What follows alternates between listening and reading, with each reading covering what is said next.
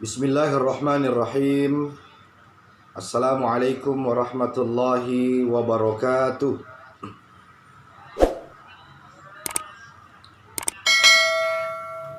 Alhamdulillahirabbil alamin. Tsumma salawatullahi wa salamun ala rasulillahi wa ala alihi wa sahbihi ajma'in. La hawla wa la quwwata illa billahil aliyyil azim. Amma ba'd. Subhanaka la ilma lana illa ma 'allamtana innaka antal alimul hakim. Yang saya hormati seluruh ibu-ibu alias emak-emak yang kita lama tak jumpa, tak pernah lagi tatap muka langsung, yang sedianya lazimnya setiap tanggal 3 kita berjumpa ya. Namun kali ini saya ingin mengawali dengan satu pantun ya. Virus corona datang melanda. Pemerintah dan warga tak rela terwabah. Jaga jarak jadi perintah. Ibadah dan bekerja di rumah aja. Iya. Cakepnya nggak kedengaran ya. Subhanallah wa bihamdi. Itulah kondisi yang selama kurang lebih 3 bulan menuju 4 bulan yang saat ini kita alami. Sehingga dengan saran termasuk dari Ketua Dharma Wanita, saya disampaikan bahwa insya Allah salah satu hikmah atau yang menjadi tema pada acara halal bihalal ini adalah bagaimana kita meraih keberkahan di masa pandemi. Subhanallah wa bihamdi. Kita bersyukur kepada Allah Ta'ala karena malam ini kita masih diperkenankan ya, untuk dapat berjumpa meskipun secara virtual. Namun di balik keterbatasan kita ini, kita masih tetap bersyukur karena kita masih bisa saling menyapa. Karena esensi dari semua ini adalah silaturahim. Karena hakikatnya ada yang telah kita lakukan rangkaian ibadah selama Ramadan, bahkan puncaknya Idul Fitri, tetapi belumlah utuh jika satu sama lain di antara sesama kita tidak saling menyapa. Makanya kata halal bihalal, ada 2 kata halal yang diantarai dengan satu huruf berbaris kasrah. Ini kita pakai perspektif bahasa Arab dulu ini ya. Kalau diterjemahkan secara tekstual, maka halal bihalal itu berarti halal dengan halal. Sehingga secara harfiah, halal bihalal dimaknai sebuah iktikad baik kita untuk kita saling menghalalkan di antara sesama. Lalu apa yang dihalalkan? Ini berkaitan apa saja yang menjadi kekeliruan, ya, kesalahan terhadap orang lain yang memang belum dimaafkan.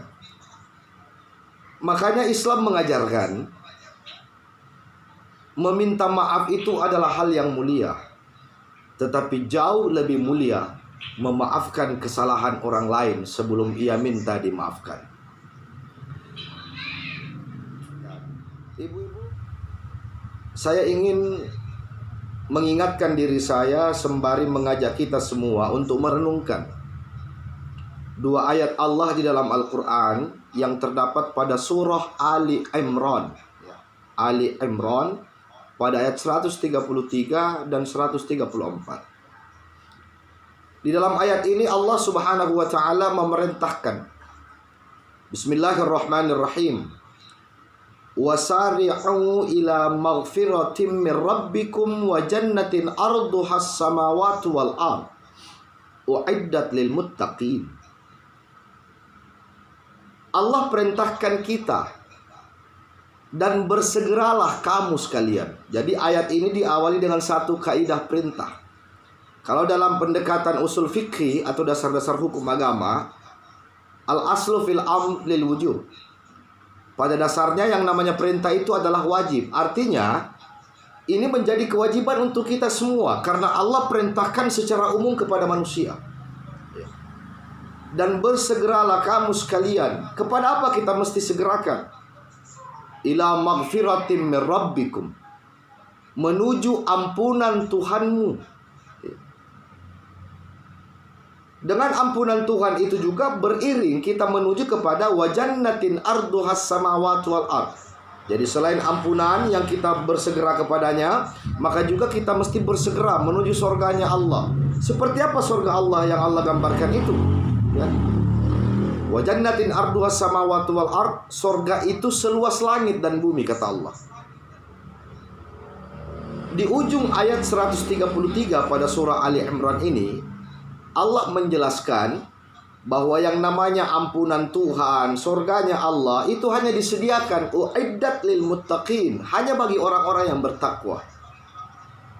Sehingga dalam tafsir dijelaskan, kita tidak bisa menjadi takwa, ya, jika kita tidak awali dengan iktikad baik kita bersegera menuju ampunan Allah, dan kita tidak punya niat untuk menuju surga.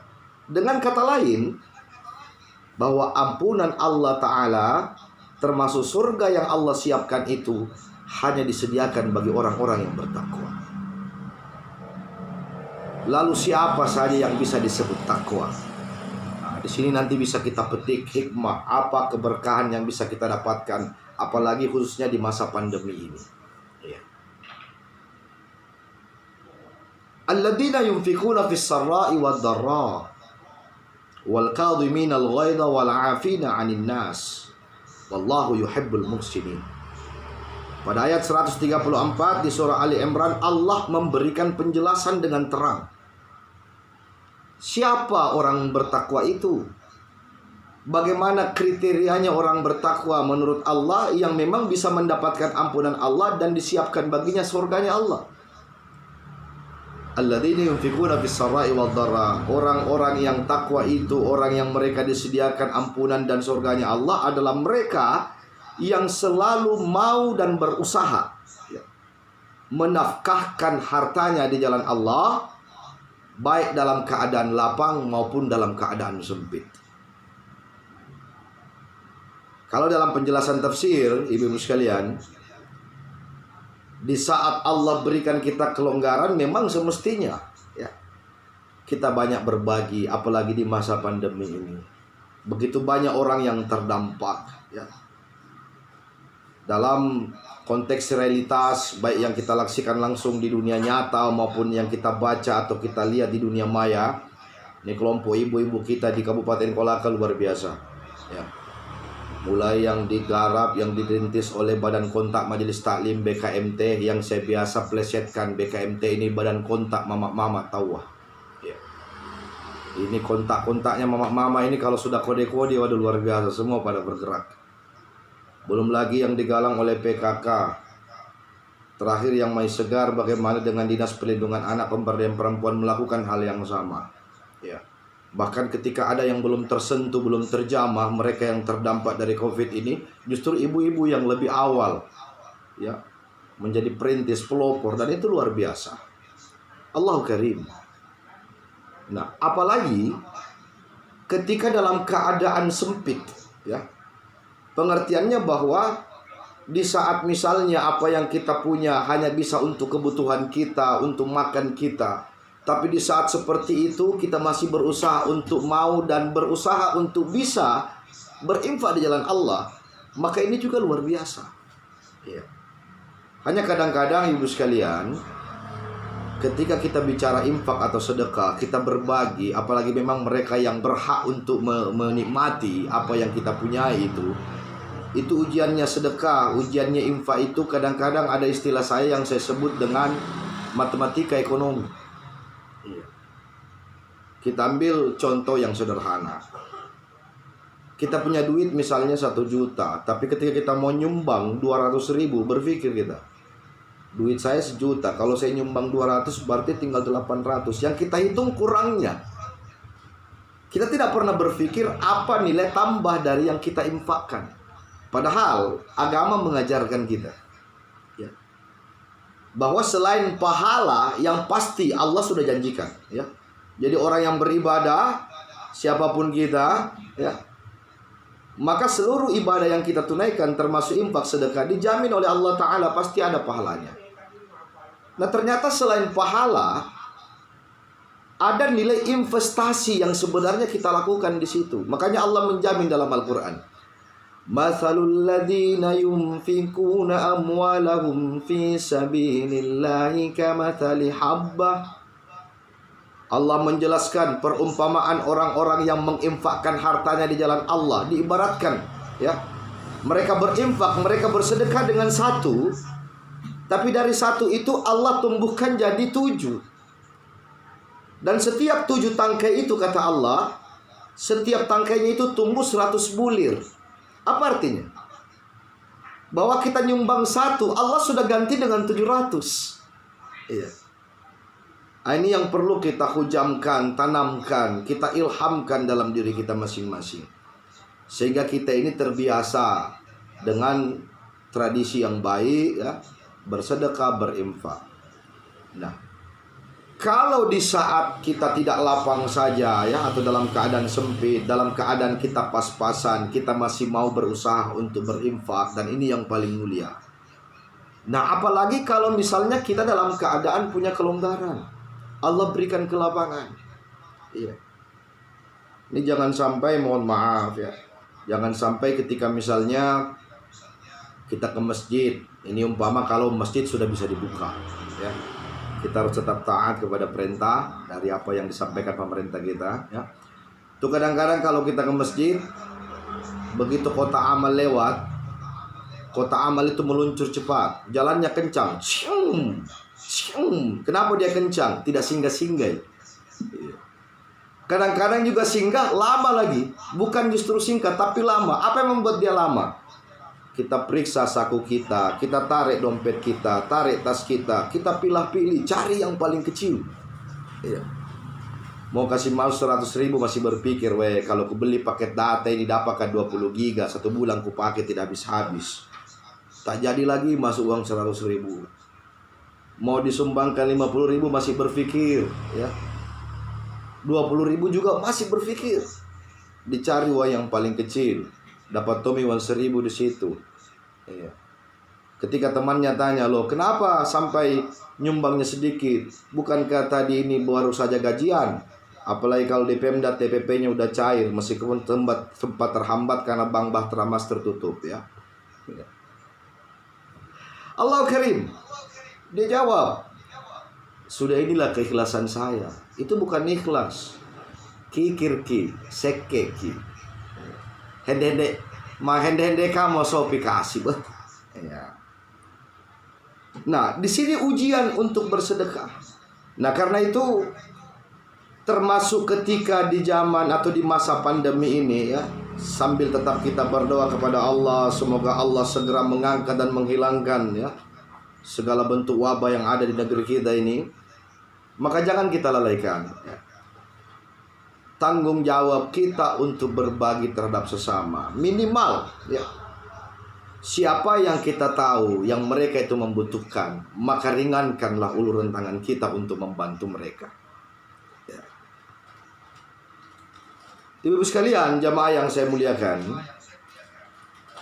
wal kadhiminal ghaidh, dalam ayat 134 di surah Ali Imran ini Allah kemudian menjelaskan, ya, termasuk orang-orang yang bertakwa, yang mereka itu diberikan ampunan Allah Ta'ala, disediakan baginya surga yang luasnya seluas langit dan bumi, adalah mereka wal kadhiminal ghaidh, orang-orang yang bisa memaafkan, ya, yang bisa menahan amarahnya. Makanya secara fitrah manusia itu marah itu biasa. Saya ulangi, manusia punya potensi marah itu biasa, karena memang dalam diri manusia ada yang namanya nafsul ammarah. Itu biasa. Tapi yang tidak boleh itu kalau tambah 2, marah-marah terus. Marah boleh, ya. Kepala rumah tangga kepada keluarganya, pimpinan kepada bawahannya, itu hal yang lumrah. Marah karena ada hal yang ingin diperbaiki, iya. Tetapi yang mengiringi marahnya kita itu Ada yang disebut dengan pengendalian. Makanya dalam ayat ini disebut wal kadhiminal ghaidha. Al-ghaid itu identik dengan sikap emosional yang secara psikologi fitrah hadir pada semua manusia. Itu al-ghaid. Itu fitrah kita. Tapi agama mengajarkan kita wal kadhimin, harus ada usaha maksimal kita untuk bisa mengendalikannya. Makanya Bu, mohon maaf sama terhadap anak-anak kita. Ya. Ini kalau bicara fungsi konseling, fungsi bimbingan dan penyuluhan, apalagi di tengah keluarga. Kadang-kadang puncak kemarahan kita sampai pada puncaknya kalau misalnya menghadapi anak yang susah diberitahu, ya. Nah, kalau gurutta para kiai itu mengajarkan kenapa wudhu itu harus selalu dijaga, ya. Jadi selama ibu-ibu tak halangan, tak ada yang menjadi rintangan, selalu berusaha perbaiki wudhu. Bahkan kita dianjurkan indal ghadabi, ketika kemarahan itu menghampirimu, ya, termasuk terhadap anak-anakmu, maka sebelum kau tegur anakmu, sebelum memuncak kemarahanmu, kau ambillah air wudhu, kata Nabi. Sucikan dirimu. Kenapa wudhu itu begitu penting? Ini yang bisa mendinginkan. Nah, karena itu resep agama mengajarkan kita salah satu cara untuk wal kadhiminal ghaid, untuk kita bisa mengendalikan amarah kita, maka berusaha selalu menjaga kesucian kita. Itu secara zahiriyah. Apalagi yang harus kita lakukan supaya kita ini bisa mengendalikan diri, ya? Perbanyaklah membersihkan atau mensucikan batin kita. Tadi kalau bicara wudhu itu secara fisik zahiriyah, ya. Yang bisa mengiringi pembersihan hati di saat berwudhu, ya. Itulah sebabnya Nabi ingatkan kita, jangan kau bercakap-cakap, kita tak boleh berbicara kalau sedang berwudhu, kecuali orang tua yang memanggil, wajib hukumnya kita menjawabnya. Kenapa tak boleh bicara? Kenapa tak boleh bercakap-cakap? Karena di setiap gerakan wudhu itu kita dianjurkan Nabi untuk memuji maha sucinya Allah. Misalnya selesai kita basuh muka kita, bacalah dalam hati, ya. Jadi ada tarikan nafas turun, kita baca dalam hati, Subhana Rabbiyal Azim. Jadi ketika di berwudhu, kita tidak hanya membersihkan fisik kita, tapi juga kita mensucikan batin kita. Wal kadhiminal ghaid, orang-orang yang bisa mengendalikan amarahnya adalah mereka yang juga selalu berusaha, ya, untuk banyak-banyak mensucikan batinnya dengan beristighfar. Jangan pernah kikir, ya. Masih kedengaran, ya? Ya. Baik, Allahu Karim. Kita mesti banyak mengasah hati kita dengan banyak istighfar. Nabi ingatkan kita, orang yang paling angkuh di muka bumi ini adalah mereka yang abai mohon ampun kepada Tuhan. Nah, ketika kita berusaha untuk mensucikan batin kita dengan istighfar, kita mesti ingat, Nabi setiap hari, ya, Nabi sebagai teladan kita, Nabi itu setiap hari istighfarnya menurut riwayat itu ada dua macam. Di riwayat Imam Ahmad disebutkan tidak kurang dari 70 kali dengan lafaz astaghfirullahal azim alladzi la ilaha illa huwal hayyul qayyum wa atubu ilaih. Dalam riwayatnya Imam Bukhari disebutkan Nabi itu mohon ampun kepada Allah setiap hari tidak kurang dari 100 kali, ya.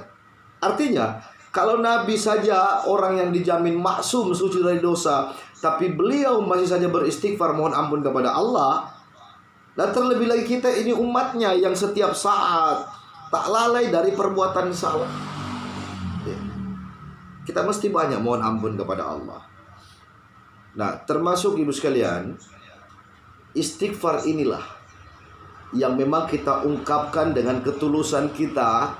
Kita mohonkan ampunan kepada Allah. Di saat kita mohon ampun kepada Allah itu mesti berbareng, ya, dengan ingatnya kita kepada salah dan dosa yang telah kita kerjakan, sembari kita menyesali apa yang telah kita lakukan itu, dan kita berikrar untuk tidak mengulangi salah dan dosa itu. Dosa kepada Allah, ketika kita mohonkan ampun kepada Allah dan dengan ketulusan, insya Allah Allah ampuni. Pertanyaannya, bagaimana dengan salah atau dosa kita terhadap sesama manusia yang orang itu belum memaafkan sebelum kita bertemu atau meminta maaf terhadapnya. Itulah tadi saya awali, bahwa kita diajarkan meminta maaf itu adalah hal yang mulia, tapi jauh lebih mulia memaafkan orang lain sebelum dia minta dimaafkan. Tapi selama kita merasa sebagai manusia yang penuh dengan kekhilafan, mari sama-sama kita evaluasi diri. Saya sering mengatakan kenapa ini menghitung diri, menilai diri itu sangat penting. Karena salah satu kelemahan kita manusia, dan kelemahan itu menjadi satu jenis penyakit batin. Apa itu? Kita begitu mudah menilai orang lain, tapi susah menilai diri sendiri. Ya. Kalau orang lain yang mau dinilai, jangan jauh-jauh. Kalau selesai nonton itu acara di TV, kabar-kabari, check and recheck, begitu dia keluar ketemu kawannya, dia lebih hebat daripada presenter, daripada host yang tampil di TV itu.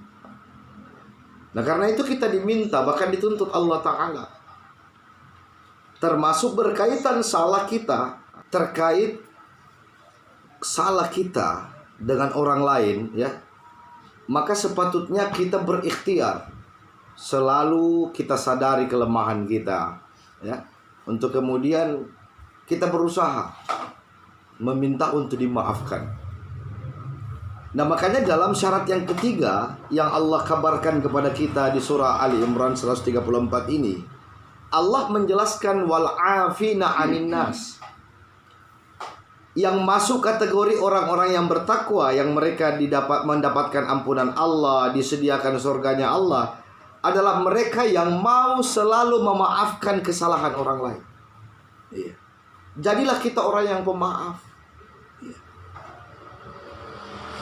Dan yang Nabi ajarkan, tipikal umat Rasulullah Sallallahu Alaihi Wasallam, ya, yang bisa melapangkan, yang bisa menghalalkan kesalahan orang lain, adalah mereka yang selalu dengan ikhlas, ya, sadar dengan kelemahannya, ya, sadar dengan kesalahannya, yang kemudian juga dia mudah untuk memaafkan orang lain.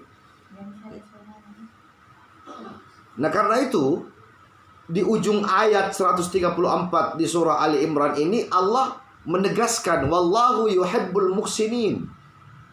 Dan Allah cinta kepada muhsin. Siapa itu muhsin? Orang-orang yang selalu berbuat kebajikan. Jangan kita pernah berpikir kapan kita mesti berbuat baik, tapi dari setiap kesempatan, dari setiap desak nafas kita, denyut nadi kita, detak jantung kita, bahkan ayunan tangan dan langkah kaki kita, mari kita hidupkan suasana itu dengan melakukan kebaikan kapanpun dan dimanapun kita berada. Makanya Nabi Shallallahu Alaihi Wasallam menyampaikan dalam hadisnya, ya, ketika bicara takwa, ittaqillaha haitsu ma kunta. Bertakwalah, wujudkanlah ketaatanmu kepada Allah, lakukanlah kebaikan haitsu ma kunta, di mana saja engkau berada. Ya. Jadi kita tak perlu berpikir kapan dan di mana, tapi di setiap saat. Nah, sehingga termasuk yang kita lakukan hari ini, ya, di tengah masih dalam keadaan masa pandemi, kita bisa bersilaturahim, ya. Silaturahim ini sesungguhnya oleh Nabi Shallallahu Alaihi Wasallam itu diungkapkan banyak keutamaannya, ya. Jadi orang yang selalu mau bersilaturahim itu, ya, begitu mendapat banyak keutamaan menurut Nabi Shallallahu Alaihi Wasallam. Salah satu yang disebutkan Nabi dalam hadisnya bahwa orang yang selalu menjalin silaturahimnya dengan baik itu dipastikan oleh Rasulullah, insya Allah dipastikan, ya, itu akan menambahkan rezeki, keberkahan dan umurnya, ya. Jadi ingin Allah tambahkan rezeki kita, ingin Allah berkahkan umur kita, selalulah jalin silaturahim ini, ya. Nah, seperti yang saya katakan semula, salah satu resep yang bisa menghidupkan suasana itu, janganlah kita sibukkan diri kita untuk melihat-lihat, mencari-cari kesalahan orang lain. Tapi mari bersama kita sibuk masing-masing dengan melihat diri kita berkaitan dengan evaluasi kesalahan dan dosa yang telah kita kerjakan. Subhanallah wa bihamdi. Begitu pentingnya silaturahim ini, termasuk bagaimana kita meraih keberkahan, apalagi di masa pandemi ini. Karena sesungguhnya agama mengajarkan kita ada 3 ukhuwah, ya. Ada 3 jenis persaudaraan yang mesti selalu kita bina. Ini hikmahnya silaturahim. Nah, sesama umat Islam ada yang namanya ukhuwah Islamiyah, ya. Ada namanya persaudaraan sesama umat Islam. Jadi suku apapun kita, dari manapun asal kita, ya, ketika kita bagian dari umat itu, maka kita mesti menjaga ukhuwah itu. Itulah namanya ukhuwah Islamiyah. Ada lagi yang kedua yang disebut dengan ukhuwah watoniyah. Ukhuwah watoniyah ini adalah persaudaraan sesama anak bangsa, sesama bangsa Indonesia, ya. Ini juga mesti kita jaga. Jadi suku apapun kita, bahkan agama apapun yang kita anut, ya, mau Islam, Kristen, Hindu, Buddha, dan lain sebagainya, ya, pokoknya agama apapun yang kita anut, kita diikat dengan ukhuwah watoniyah. Itulah persaudaraan sesama anak bangsa. Makanya kita tak boleh saling meremehkan, ya. Itulah sebabnya dalam Al-Quran surah Al-Hujurat Allah ingatkan kita, ya. Ya ayyuhalladzina amanu, wahai orang-orang yang beriman, ya. La yaskhar qaumun min qaum, janganlah satu kaum, satu suku, satu bangsa itu menghina suku bangsa yang lain. Itu diharamkan oleh Allah Ta'ala. Nah, kenapa larangan-larangan itu diingatkan bagi orang-orang yang beriman? Setiap kebaikan yang Allah perintahkan atau setiap larangan yang Allah ingatkan untuk ditinggalkan, itu diawali dengan kalimat ya ayyuhalladzina amanu, hai orang-orang yang beriman. Apa artinya? Kalau berkaitan dengan larangan, misalnya Allah larang kita untuk ejek mengejek, hina menghina, diawali dengan kalimat hai orang-orang yang beriman, ini jaminan Allah. Dipastikan bahwa hanya orang-orang yang berimanlah yang mampu berusaha untuk tidak saling mengejek. Iya. Sama kalau misalnya kita umat Islam, ya. Ketika Allah perintahkan ya ayyuhalladzina amanu idza qumtum ilas shalah, wahai orang-orang yang beriman, ya, untuk tunaikan sholat. Nah, kalau misalnya ada orang Islam tapi dia tak sholat, dipastikan dia bukan orang yang beriman, karena hanya orang-orang yang beriman lah yang mau lakukan itu. Iya. Nah, ini ukhuwah yang kedua. Sesama kita bangsa Indonesia, kita mesti selalu menjaga persaudaraan ini. Binalah persatuan ini. Nah, inilah manfaatnya silaturahim. Dan yang ketiga, ini lebih luas lagi cakupannya. Tidak lagi bicara sesama umat Islam, tidak lagi bicara sesama anak bangsa Indonesia, ya. Ada yang disebut dengan ukhuwah insaniyah, ukhuwah basoriyah. Itulah persaudaraan sesama manusia yang tidak lagi mengenal batas perbedaan suku, perbedaan agama, ya. Tapi siapapun kita, ya, yang Islam, Kristen, Hindu, Buddha, yang Indonesia, Asia, Afrika, Eropa, Amerika, ya. Ketika semua kita adalah manusia, maka kita punya tanggung jawab yang sama untuk menjaga ukhuwah insaniyah atau ukhuwah basoriyah. Itulah persaudaraan sesama manusia. Karena itu saya ingatkan diri saya mengajak kepada kita semua melalui silaturahim halal bihalal meskipun secara virtual ini, ya. Saya ingin menitip satu oleh-oleh untuk kita semua. Ada doa yang diajarkan Nabi SAW, ya, yang sebaiknya setiap selesai sholat kita amalkan, kita baca, kita jadikan kebiasaan rutin itu. Dalam doa ini ada 3 yang kita minta kepada Allah, tapi hakikatnya 3 doa ini mencakup seluruh kebutuhan kita lahir batin dunia akhirat. Ini kalau biasa kita berjamaah di masjid nih, sering Pak Imam dia baca sebelum masuk kepada doa, ya. Doa yang saya maksud, Allahumma a'inni ala dzikrika wa syukrika wa husni ibadatik, ya. Saya ulangi.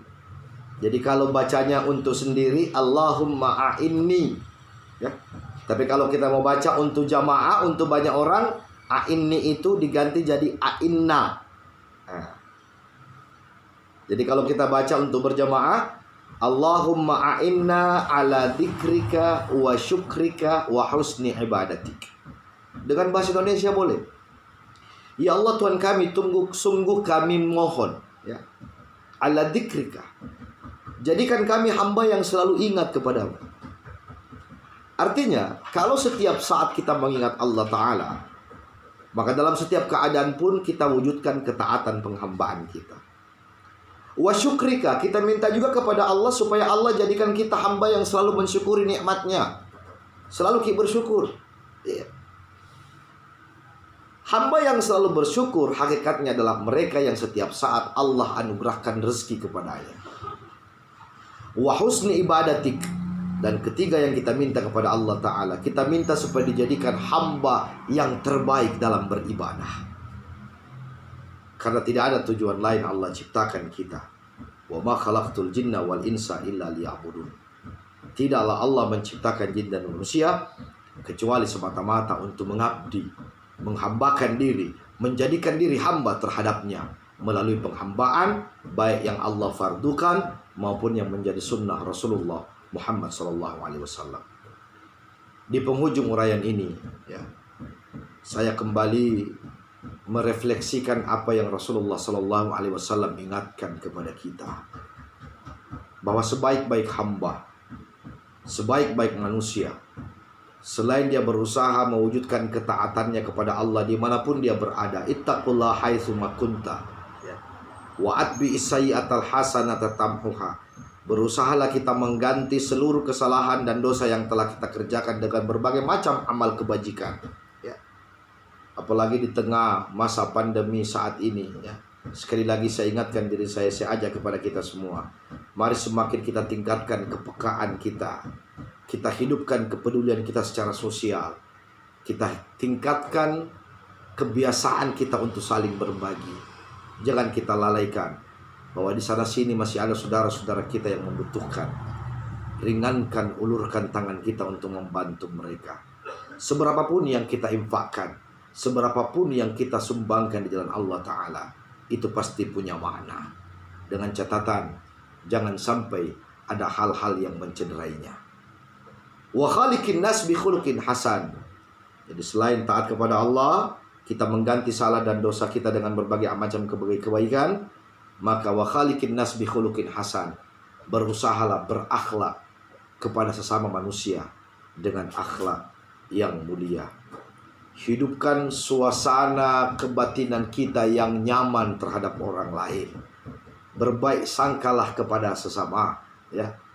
Termasuk ini ada banyak yang menjadi curhat-curhatan, ya. Apalagi di tengah masa pandemi saat ini, kita mesti juga bijak bermedia sosial, ya. Jangan sampai mengeluarkan pernyataan-pernyataan, ya. Sama misalnya ketika saat ini Pak Bu mohon maaf, di saat pemerintah melakukan kebijakan, ya, sebenarnya bukan menutup rumah ibadah, tapi intinya melarang orang berkumpul banyak, ya. Kita dibatasi untuk tidak berjamaah di masjid. Wah, tiba-tiba banyak yang muncul macam-macam komentarnya di media sosial. Pemerintah salah, ulama keliru. Dia bicara lebih ulama daripada ulama. Dia marah ketika Jumat tidak dibuka di masjid, padahal selama ini juga tak pernah Jumatan di masjid. Ini banyak kejadian begitu, ya. Sampai ada, ya mohon maaf, yang membuat berkelahi antara corona dengan Tuhan. Itu bukan kelasnya Tuhan. Karena corona itu adalah bagian dari ciptaan Tuhan. Maka marilah sama-sama kita bijak, termasuk menggunakan media sosial. Jangan sampai itu bisa membuat orang lain, ya, terleleh hatinya, yang kemudian teriris, dan ini bisa berakibat fatal, merusakkan silaturahim kita. Terakhir, saya ingin mengajak kita semua berdoa kepada Allah Subhanahu wa Ta'ala, ya. Mudah-mudahan semua kita dan keluarga kita mendapatkan keberkahan oleh Allah Subhanahu wa Ta'ala, dan kita berdoa, ya. Mudah-mudahan Allah berkenan menyegerakan, ya, mengangkat bentuk virus corona ini, menghilangkan semua bentuk wabah, ya, termasuk segala bentuk penyakit, sehingga dengan rahmat Allah Ta'ala, Allah senantiasa menjaga kita, melindungi kita, keluarga kita, pemerintah dan masyarakat kita, sehingga insya Allah ya kita dapat melakukan aktivitas kita sesuai dengan apa yang kita harapkan dalam naungan ridha Allah Subhanahu wa taala. Saya mohon izin, mari kita berdoa bersama. Wa ila hadhihi niyah al-Fatihah. A'udzu billahi minasyaitonir rajim. Bismillahirrahmanirrahim. Alhamdulillahirabbil alamin. Arrahmanir rahim. Maliki yaumiddin. Iyyaka na'budu wa iyyaka nasta'in. Ihdinas siratal mustaqim. Siratal ladzina an'amta 'alaihim ghairil maghdubi 'alaihim waladdallin. Amin. Allahumma shalli wa sallim ala sayyidina Muhammad wa ala alihi wa sahbihi ajma'in. La haula wa la quwwata illa billahil aliyyil azim. Ya Allah, ya Rahman, ya Rahim, irhamna. Allahumma ja'al ijtima'ana hadha ijtima'an mubaraka wa tafarraqana ba'dahu tafarruqan ma'suma. Ya Allah, anugerahkanlah keberkahan pada pertemuan kami ini dan naungilah kami dengan rahmat dan rahim-Mu. Ya Allah, ya Hadi Dina. Ya Allah, ya Sami, ya Alim. Ya Allah, ya Malikal Mulk. Allahumma dfa' annal bala wal baha wal wabah wal fahsya'a wal munkar wasuyuf al mukhtalif ma zahara minha wa batan. Ya Allah, kami mohon perlindungan-Mu ya Allah. Jauhkan kami, hindarkan kami dari segala macam bala, bencana, dari segala macam wabah penyakit yang dapat merusakkan kami, merugikan kami. Karena itu ya Allah, baik yang nampak maupun yang tak nampak, kami bermohon kepadamu sehingga Engkau berkenan untuk melindungi kami semua. Ya Allah, ya Ghafur, ya Tawwab, Allahumma ighfir lana wa liwalidina warhamhum kama rabbayana shaghira wa li jami'il muslimina wal muslimat wal mu'minina wal mu'minat al ahya'i minhum wal amwat innaka antal ghafurur rahim. Rabbana atina fid dunya hasanah fil akhirati hasanah wa qina adzabannar. Wa sallallahu ala Muhammadin sallallahu alaihi wasallam walhamdulillahi rabbil alamin. Terima kasih banyak. Saya mohon maaf jika ada hal-hal yang tidak berkenan. Sekali lagi dari lubuk hati yang paling dalam, saya mohon dimaafkan. Bersama seluruh keluarga saya, kami mohon dimaafkan lahir batin. Minal a'idina wal faizin. Semoga Allah menjadikan kita orang-orang yang kembali fitrah dan meraih kemenangan. Amin ya rabbal alamin. Billahi taufiq wal hidayah. Wallahu muwaffiq ila aqwamit thoriq. Assalamualaikum warahmatullahi wabarakatuh.